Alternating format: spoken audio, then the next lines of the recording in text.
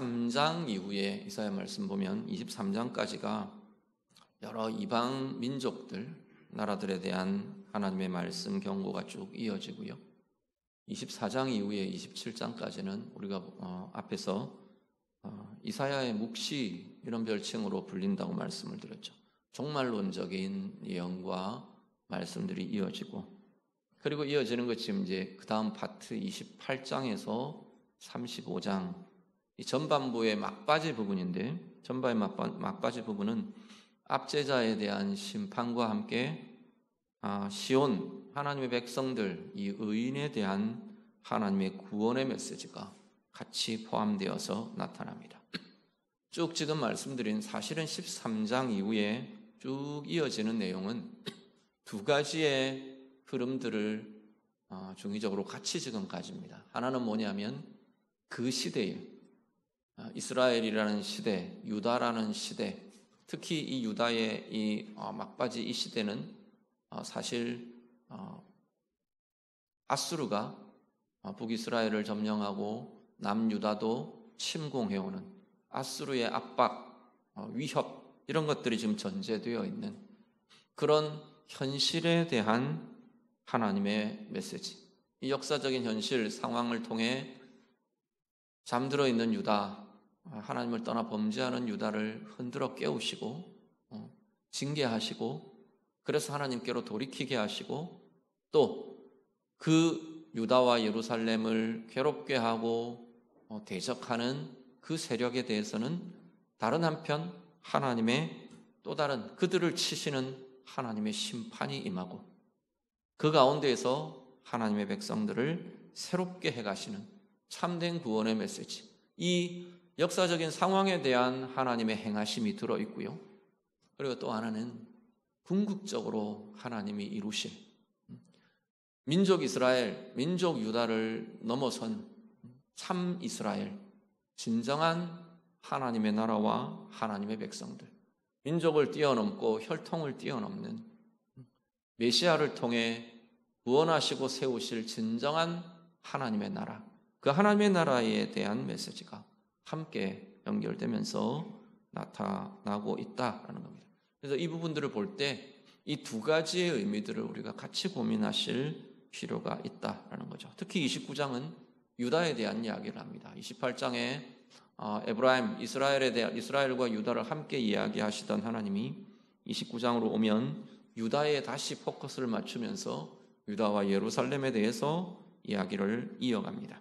자, 오늘 15절로 들어오면요, 이 15절에는 화를 선언합니다. 특히 이 화 있을진저 선포하는 이 대상은 유다의 지도자들, 유다의 정치 지도자들을 먼저 염두에 두고 하나님이 선포하며 이사야 선지자를 통해서 메시지를 제시하고 있습니다. 15절 16절 보시면 15절에 이들을 두고 뭐라고 표현을 하느냐 하면 어두운 데서 일을 행하는 자들이라고 말씀을 합니다. 컴컴한데, 어두컴컴한 데서 모략을 꾸미고 일을 진행시키고 이런 거죠. 그러면서 이들이 뭐라 그러냐면 15절 하반절에 보면 누가 우리를 보랴, 누가 우리를 알랴, 누가 우리를 보겠냐, 누가 우리가 계획하고 모략을 꾸미는 이걸 누가 알겠냐, 그렇게 말하면서 어두운 데서 일들을 행한다는 거죠. 이들은 정당하지 않습니다. 정당하게 일을 진행하거나 해결하지 않는 거죠. 다른 사람들 모를 거다 그렇게 여기며 어둠 속에서 일을 하고 자신들의 의도와 자신들의 계획을 모르게, 다른 사람들을 모르게 꾸미고, 또 다른 한편은 어둠의 일을 모의하고 행하고 이루고 있는 자들이라 라고 말씀합니다. 사실 유다의 역사의 현장에서 지금 이 일들은 아수르에 대한 아수르의 위협과 이런 것들에 대해서 애굽의 도움을 청하자, 이런 방식을 해보자, 저런 방식을 해보자, 그러고 지금 모의하고 있는 이 지도자들을 하나님이 염두에 두고 이야기를 하고 계시는 거죠. 이들을 두고 화 있을 것이라 라고 선언을 합니다. 그러면서 16절로 들어가면 16절을 한번 같이 보시죠. 본문 16절 같이 읽습니다. 너희의 패역함이 심하도다. 토기장이를 어찌 진흙같이 여기겠느냐. 지음을 받은 물건이 어찌 자기를 지은 이에게 대하여 이르기를 그가 나를 짓지 아니하였다 하겠으며 빚음을 받은 물건이 자기를 빚은 이에게 대하여 이르기를 그가 총명이 없다 하겠느냐. 아멘. 이렇게 모략을 꾸미고 이렇게 어두운 데서 행하고 가리고 이러는 이들에 대해서 하나님 뭐라고 이야기하시느냐 하면 토기장이와 진흙을 비유를 합니다. 토기장이는 흙을 이겨서 그릇을 만드는 사람이에요. 자, 흙을 이겨서 진흙을 가지고 그릇을 만들고 토기를 만들고 이러는 사람이 그러는데 이 진흙이 토기장이의 손에서 빚어지는 진흙이 뭐라 그러냐면 토기장이를 인정하지 않는 거예요. 자기를 짓고 자기를 그릇으로 만들고 자기를 쓸모있게 만들어가는 이 창조자를 인정하지 않는 거예요. 그가 나를 지은 게 아니다 이렇게 말한다는 거죠. 심지어 그가 무슨 지혜가 있냐 무슨 총명이 있냐 이렇게 말한다는 거예요. 지금 16절에 이렇게 말하는 자들은 누구냐 하면 15절에 나타나는 사람들이에요. 어두운 데서 모략을 꾸미며 자기들의 계획, 자기들의 모략이 가장 뛰어나다고 생각하고 하나님을 인정하지 않고 하나님이 옳다고 말씀하시는 것 무시하고 하나님의 창조주 하나님의 지혜를 부정하고 하나님을 인정하지 않고 하나님을 부정하고 하나님의 지혜를 부정하는 그 모습이 너희의 모습과 같다 그렇게 이야기를 하는 거죠. 비유만 놓고 우리가 이야기를 하면 아이고 진흙이 어떻게 빚음받은 그릇이 어떻게 창조주를 모욕하고 자신을 빚은 토기장이를 모욕하고 지혜 없다고 무시하고 그런 일이 있냐 그렇게 이야기하겠죠.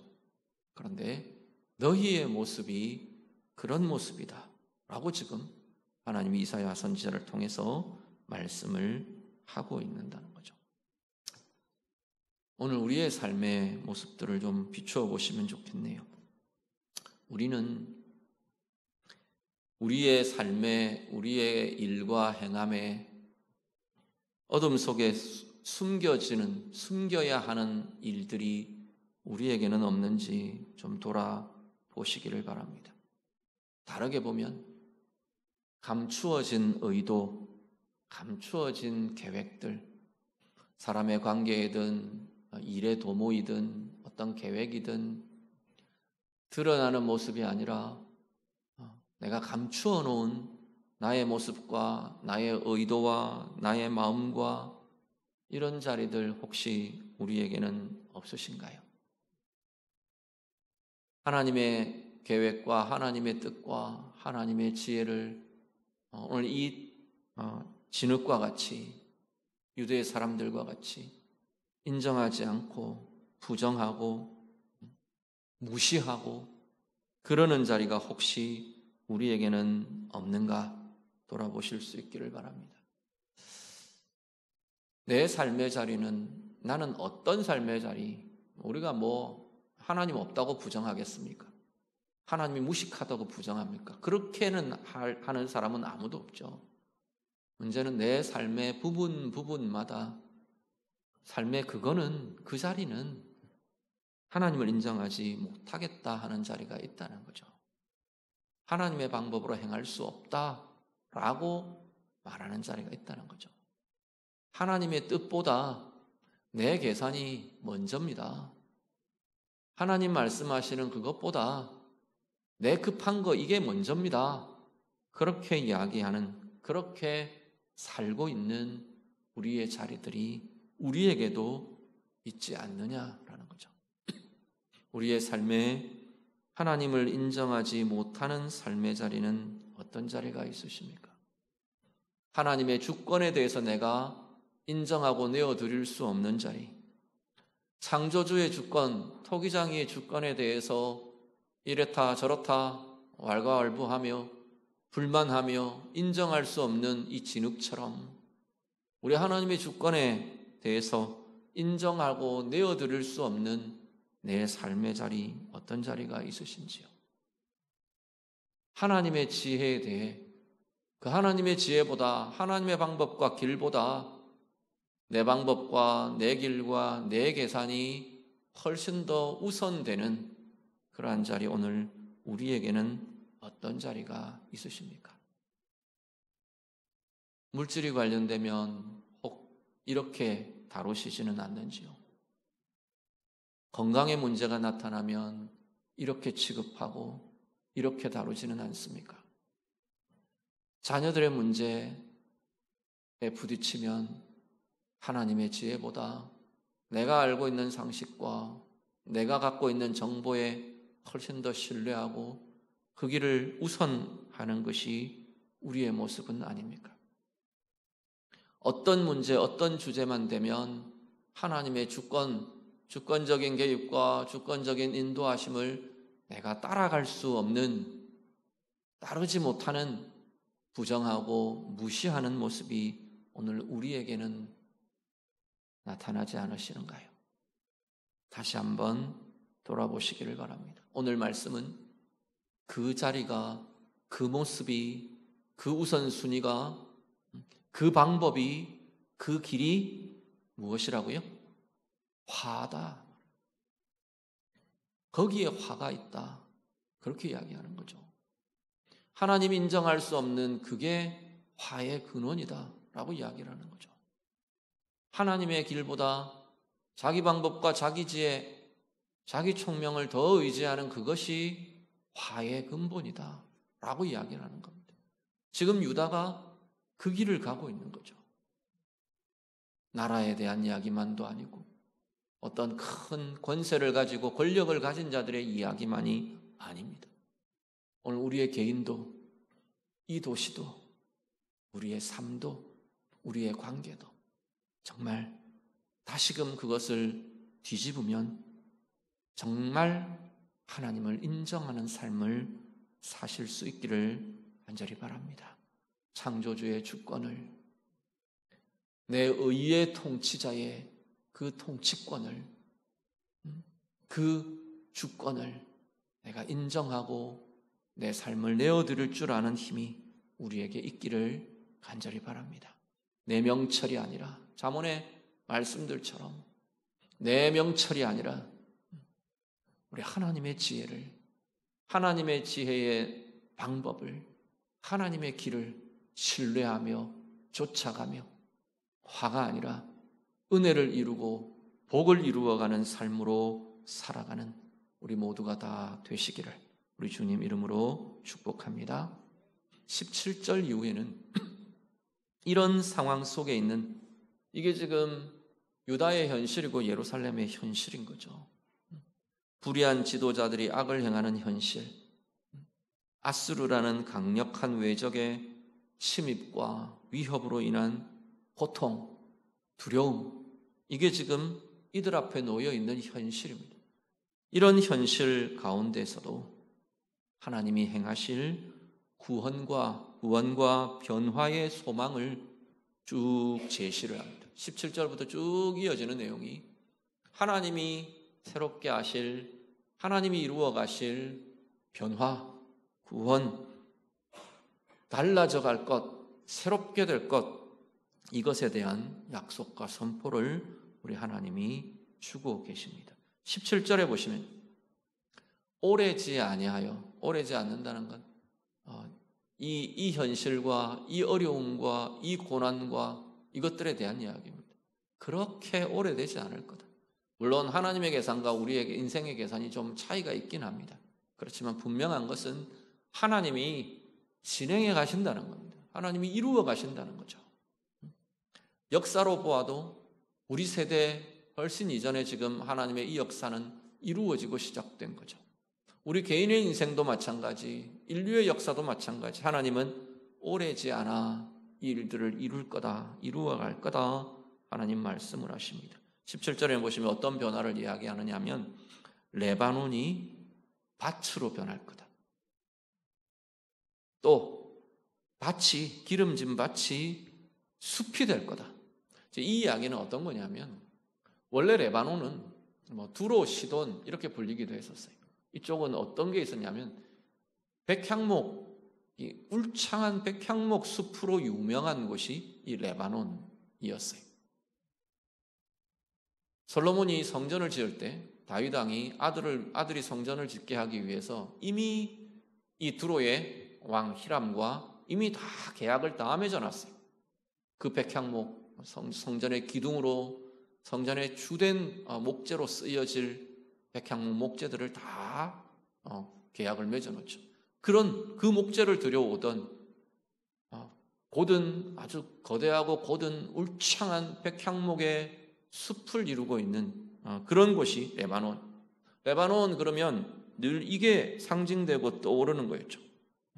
레바논의 숲은 성경에서 보면 주로 강한 자, 부한 자, 신분이 높은 자 이런 자들을 상징하는 상징으로 많이 사용되었었습니다. 그 레바논이 자랑하는 것이 울창한 숲이었고 그 레바논이 영광으로 여기던 것이 이 울창한 숲이었던 거죠. 그런데 이 레바논의 숲이 밭으로 변할 거다. 지금 그렇게 이야기를 하는 겁니다. 밭과 들은 아주 평범한 그런 것들인 거죠. 그런데 오히려 기름진 밭들이 울창한 숲으로 바뀌어지게 될 거다.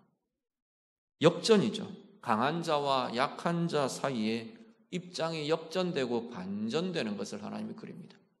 바뀌어질 거다. 스스로 높아진 자들이 낮아질 거고 낮은 자리에 처한 자들이 높여질 거다. 의미로 말하면 지금 이런 이야기를 하나님이 하고 계시는 겁니다.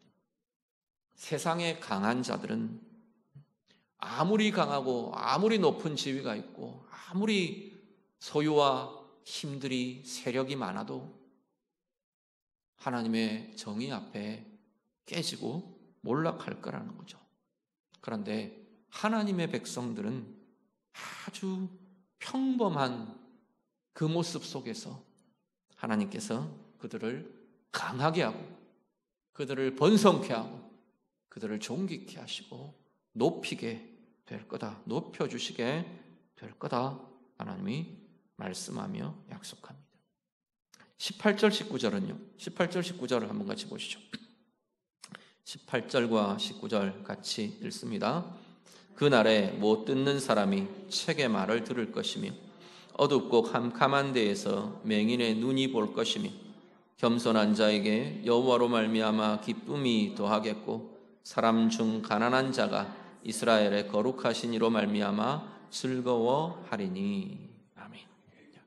여기 보면 못 듣는 자, 맹인 이런 장애를 가진 이런 모습들은 육체로 볼 때 육체의 약점을 가진 약한 자의 대표적인 상징이 이런 모습들입니다.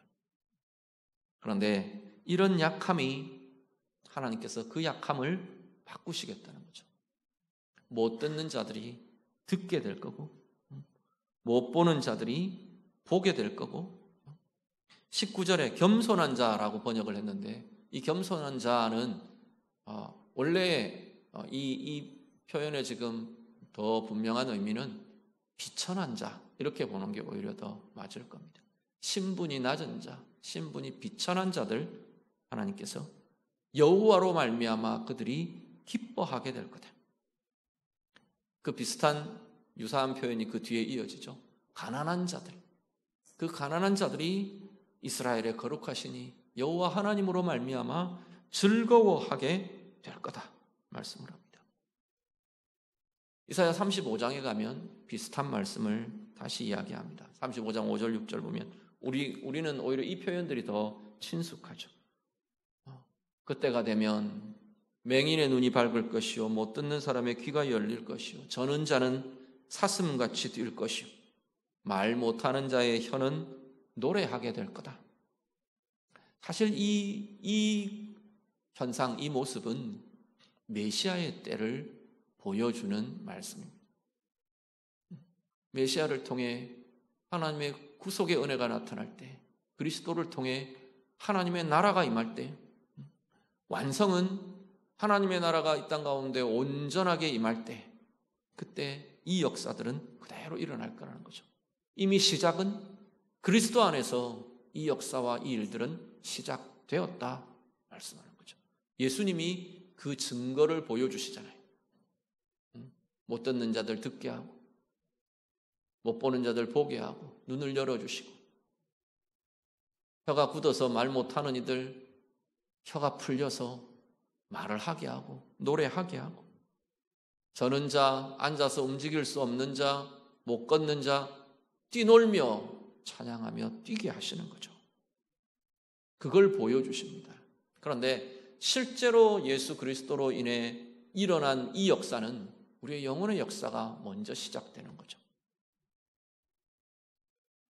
못 듣는 자들이, 하나님의 진리에 대해서 분별할 수 없고 들을 수 없던 자들이 하나님의 진리를 듣게 됩니다. 못 보던 자들이 하나님의 뜻이 무엇인지, 하나님이 누구인지, 하나님을 분별할 수 없고 하나님을 인정할 수 없고 보이지 않는 하나님의 나라를 볼 수 없던 자들이 그 영의 눈이 열려집니다. 그리스도를 통해. 그래서 하나님의 나라를 대하고 하나님의 존재를 대하고 하나님의 은혜의 역사를 대하고 말 못하는 자들이, 진리를 말할 줄 모르고 옳은 것을 말할 수 없고 왜곡되고 묶여지고 꺾여진 혀들이 진리를 말하고 하나님의 선을 말하고 하나님의 치유와 은혜를 말하고 그렇게 말하게 되는 역사가 그리스도 안에서 일어나는 거죠. 비천한 자들, 묶여있는 자들, 곤고한 자들, 가난한 자들, 이 가난함은 물질의 가난함만이 아닌 거죠. 영혼이 가난하고 빈곤하고 삶이 묶여있고 그런 이들에게 하나님의 기쁨이 거기에 일어나는 거죠. 그리스도를 통해, 하나님의 나라를 통해 그들 속에 역사하는 하나님으로 인한 기쁨과 즐거움이 그들 속에 나타나게 되더라 말씀하는 거죠. 하나님이 그 세계를 열어 보여주고 계십니다. 20절에서 21절 이어지는 내용은 악이 소멸될 거다. 하나님의 역사, 하나님의 개입이 이루어지고 하나님의 구원의 역사가 나타나는 그 자리에 악이 소멸될 거다 말합니다. 강포한 자가 소멸될 거다. 오만한 자가 그칠 거다. 죄악의 기회를 엿보던 자가 끊어질 거다. 시편 37편에 가면 이 이야기를 그대로 합니다. 진실로 악을 행하는 자들은 끊어질 것이나 여호와를 소망하는 자들은 땅을 차지하리로다. 잠시 후에는 악인이 없어지리니 네가 그곳을 자세히 살필지라도 없으리로다. 그러나 온유한 자들은 땅을 차지하며 풍성한 화평으로 즐거워하리로다. 악은 하나님의 정의 앞에, 하나님의 의 앞에, 의의 통치 앞에 악은 사라질 거라는 겁니다. 잠시 득세하는 것 같아도, 잠시 뜻을 이루는 것 같아도 결국은 하나님의 공의 앞에 그 악은 소멸되고 무너져 내릴 거고 제거될 거고 깨질 거고 끊어질 거고 그렇게 될 거다라는 거죠. 그것과는 달리, 그것과 다르게 하나님을 바라는 이들, 하나님의 공의를 바라는 이들, 하나님의 선을 바라보는 이들, 하나님을 따라가는 이들, 하나님을 쫓아 나아가는 온유한 자들, 하나님을 소망하는 자들, 그들은 하나님으로 인해 하나님이 주시는 것들을 차지하며 하나님으로 인한 즐거움으로 가득하게 될 것이라 라고 약속하며 말씀하십니다. 높은 자와 낮은 자의 역전 하나가 있었고요. 인생의 연약함들이 변하여 하나님의 참된 구원과 밝음과 진정한 은혜의 회복이 나타날 거라, 기쁨과 즐거움이 이루어질 거라 하나 이야기하고요. 악이, 불의함이 제거되고 소멸될 거라 말씀을 합니다. 그리고 22절로 가면 22절부터 24절은 이스라엘이 바뀝니다. 하나님의 백성의 변화가 일어납니다. 하나님 나라와 하나님의 공동체가 변화됩니다.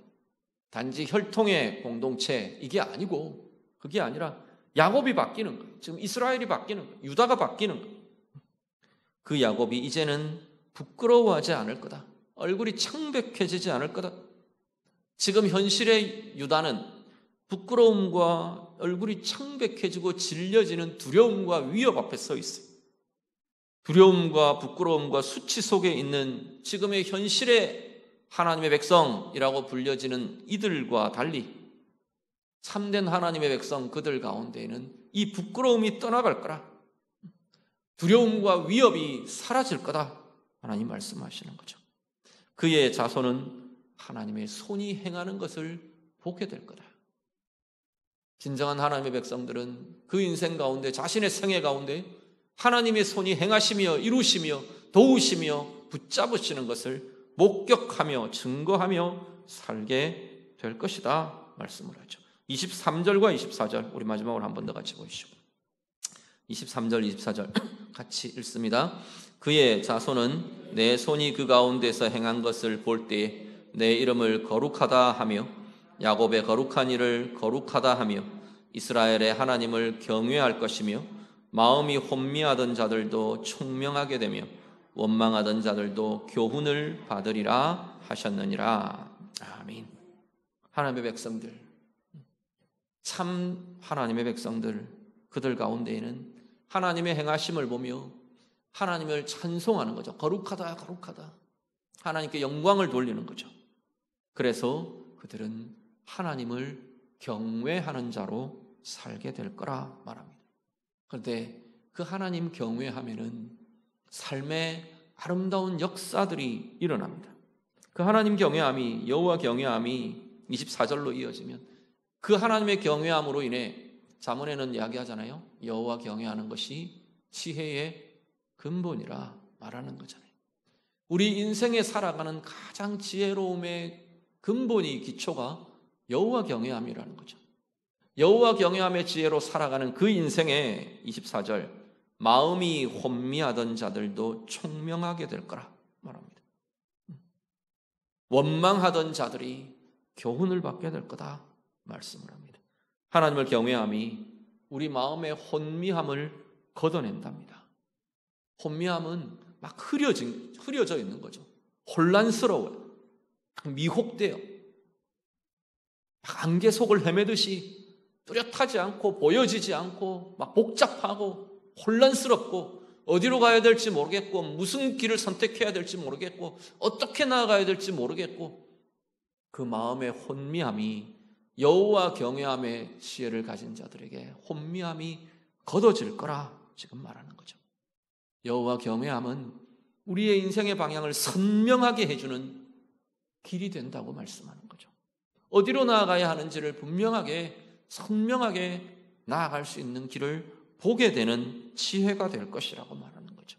여호와 경외함이 마음의 혼미함을 걷어내며 우리 인생의 참된 지혜를 갖게 할 것이라 말씀합니다. 여호와 경외함은 또요, 원망에 매여 있는 자들, 이 원망에 묶여 있지 않고 원망에 매여 있지 않고 하나님의 교훈을 따라 풀어가고 해결해가고 앞으로 나아갈 수 있는 힘을 갖게 할 것이라 말씀하는 거죠.